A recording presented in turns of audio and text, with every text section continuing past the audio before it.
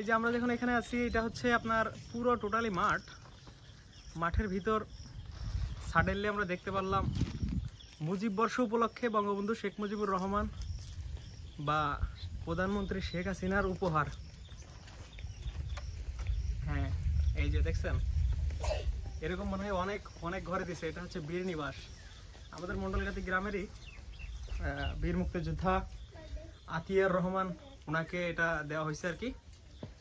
যদিও বাড়িটার অবস্থা দেখে মনে হচ্ছে এখানে কেউ থাকে না, তারপরেও যাই হোক, এই যে একজন বাচ্চা ঘাস কাটতেছে আমরা দেখতেছি। বাড়িটা মোটামুটি মনে করেন ব্যাপারটা হচ্ছে এই বাড়িটা এত বেশি ভালো না আর কি। মানে বাড়িটা মেবি সম্ভবত 2 রুমের হতে পারে আর কি। চারিদিকে মাঠ মাঠ, কত সুন্দর মাঠ, তার ভিতর শেখ হাসিনার উপহার।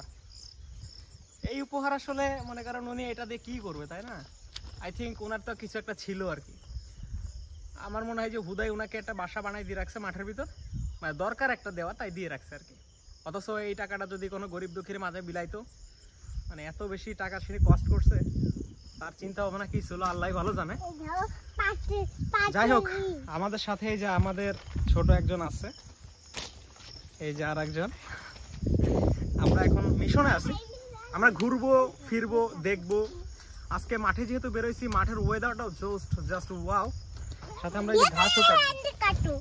হ্যাঁ, ঘাস কাটবো, সমস্যা নাই। ঠিক আছে, মাঠটা দেখতে কেমন? মাশাআল্লাহ, অনেক সুন্দর। আজকে ওয়েদারটাও অনেক ভালো। ঠিক আছে, আল্লাহ হাফেজ সবাইকে।